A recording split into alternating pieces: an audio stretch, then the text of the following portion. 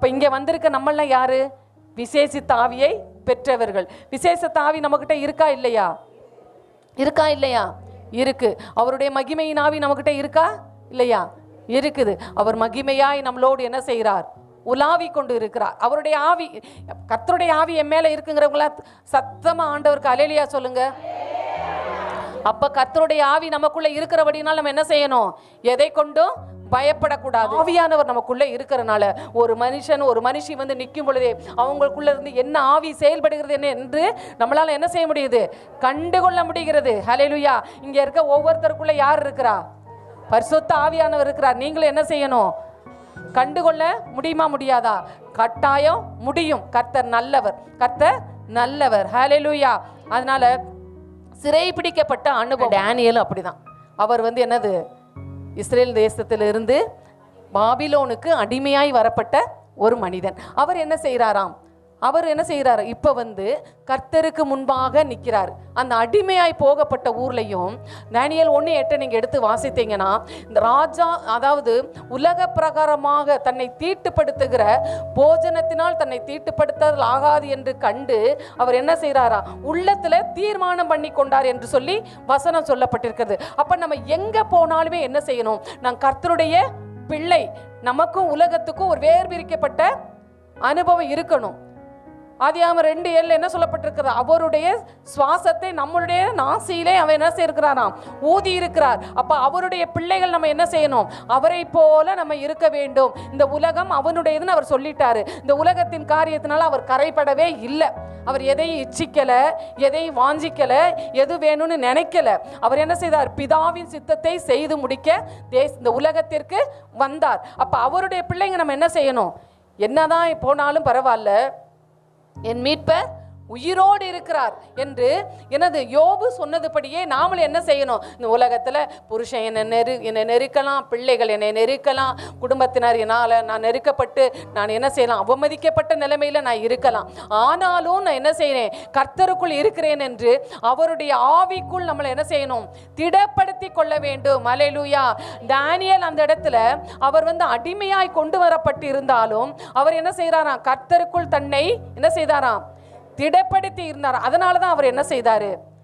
அவருக்கு அந்த தேசத்தில் உள்ள அந்த ராஜாவுக்கு, அந்த தலைவனுக்கு, ராஜான்னா தலைவன், முழு பாபிலோன் ராஜ்யத்துக்கும் தலைவனுக்கு கலக்கம் வந்திருக்கு. அவன் கலங்கினா, ராஜா கலங்கிட்டா என்ன செய்யும்?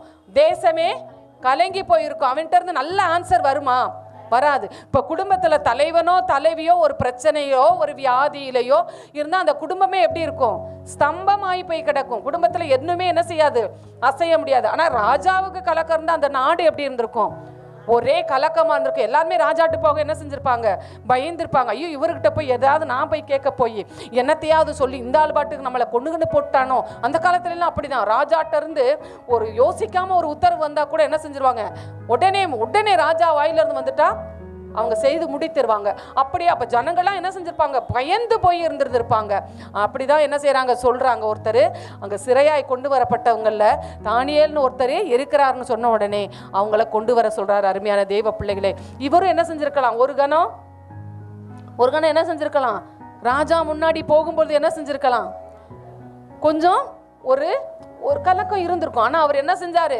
தேவனுக்கு முன்பாக போய் ஜெபம் பண்ணி ஆண்டவர்கிட்ட போய் இதற்கு அர்த்தம் சொல்லுகிறது, இதற்கு விளக்கம் கொடுக்கிறது பரலோகத்தின் தேவனுடைய வேலை. ஹல்லேலூயா. அந்த ஆவி இவங்களுக்குள்ள இருக்கிறபடினால தான் என்ன செஞ்சாங்க? தைரியமா போய் அதுக்கு விளக்கம் கொடுத்தாரு. ஹல்லேலூயா. அப்ப அவர் எல்லா இடத்துலையும் அந்த தேசத்துல அந்த நாட்டில் உயர்த்தப்பட்டார் என்று சொல்லி டேனியல் புத்தகத்துல நீங்க போய் வாசித்து அதை தெரிந்து கொள்ளுங்க. அப்ப நம்மளுடைய வாழ்க்கை நம்ம வீட்டில் நம்ம வந்து அடிமையா நம்ம இருக்கிறோம். நம்மளை ஒண்ணுமே தெரியாதுன்னு நம்மளை நிராகரிக்கிறாங்க.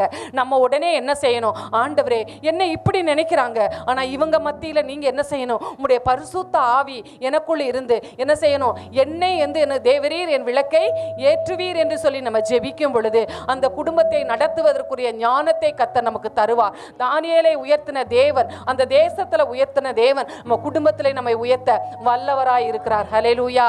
ஆண்டவராகிய இயேசு கிறிஸ்துவின் நாமம் மகிமைப்படுவதாக. CDM AG சபையின் சார்பாக உங்களை வாழ்த்தி ஆசிர்வதிக்கின்றோம். எங்களோடு இணைந்து தேவாதி தேவனை ஆராதிக்க வாருங்கள். அபிஷேகம் நிறைந்த ஆராதனையும் ஜீவனுள்ள தேவனுடைய வார்த்தைகளும் எங்கள் திருச்சபையின் வாயிலாக நடைபெறுகிறது. ஆராதனை நேரங்கள்: பரிசுத்த ஆராதனை ஞாயிற்றுக்கிழமை தோறும் காலை 9 மணி முதல் 11 மணி வரை நடைபெறும். உபவாச ஜெபம் வெள்ளிக்கிழமை தோறும் நடைபெறுகிறது. பெண்கள் கூடுகை மாதத்தில் கடைசி வியாழக்கிழமை நடைபெறும். போதகர் ஐக்கியம் மாதத்தில் கடைசி திங்கட்கிழமை தோறும் நடைபெறும். எங்களுடைய முகவரி 18 கொன்னவாயின் சாலை, SNR பெட்ரோல் பேங்க் எதிரில், மதுரை. தங்களை அன்புடன் வரவேற்பது பாஸ்டர் ஜெபசெல்வம். தொடர்புக்கு 8608529228 9789215567. கர்த்தர் தாமே உங்களை ஆசீர்வதிப்பாராக. ஆமேன்.